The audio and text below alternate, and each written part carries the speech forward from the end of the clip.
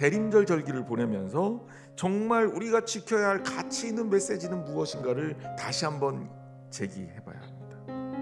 예수님께서 이 땅에 오셨다는 정말 가치 있는 메시지가 뭐냐? 그것은 바로 성탄이 복음이라는 거예요.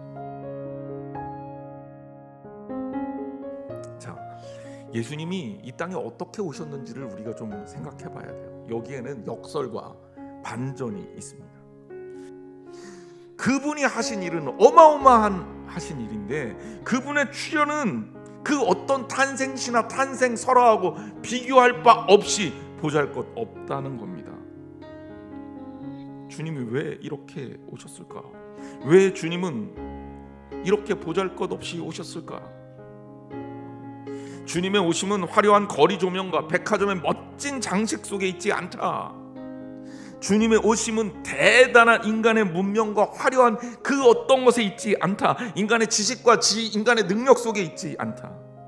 인간의 방식은 그런 것이겠지만 인간의 방식을 모두 깨뜨리고 하나님은 우리에게 새로운 방식을 제시하십니다. 마리아는 노래해요. 하나님이 인간의 지혜를 무너뜨렸다고 노래합니다.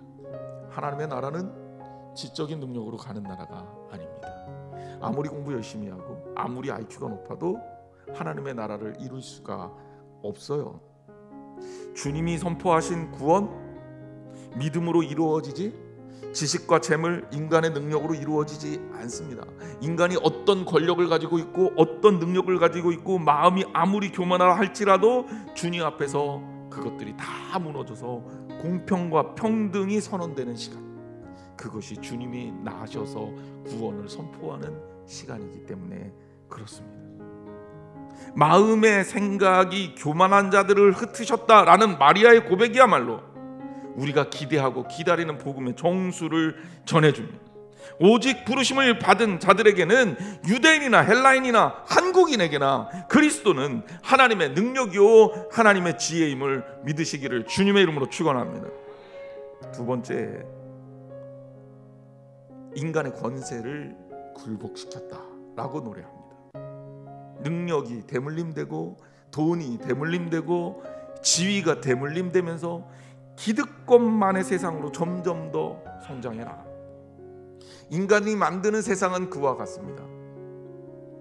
그런데 하나님이 하신 일을 보면 이런 방식이 아닙니다.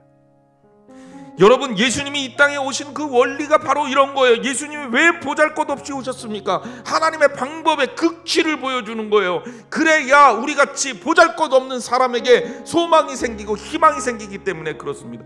복음은 능력 있는 자들의 전유물이 아니에요. 복음은 오히려 권세자들을 내려오게 하는 겁니다. 복음은 오히려 비천한 자들을 높이시는 수단인 거예요.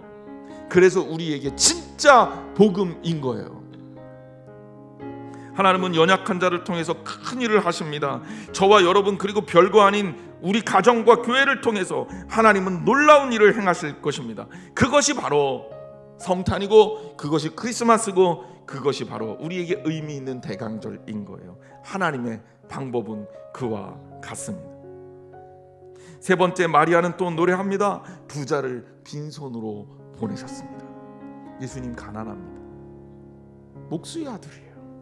우리가 이 땅에서 꿈꾸는 예수님, 우리가 원하는 예수님은 우리에게 부를 주고 우리에게 권세를 주고 우리에게 능력을 주고 우리가 추구하는 세상적 성공을 갖추게 하는 예수님 아닙니까?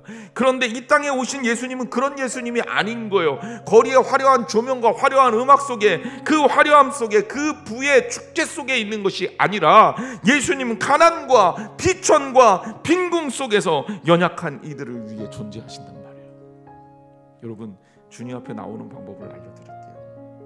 주님께는 뭐 가지고 나오는 게 아니에요. 채워서 나오는 게 아니에요. 주님께는 비워서 나오는 거예요. 주님이 이 땅에 오신 것은 모든 것들을 회복시켜 참다운 지혜와 권세와 부요함을 아낌없이 부어주시기 위해서입니다. 그런데 내 것 가지고 있으면 주님 부어주시는 거 못 받아요. 이 반전을 경험하며 하나님의 은혜를 체험하며 그리고 그 기쁨과 즐거움으로 사는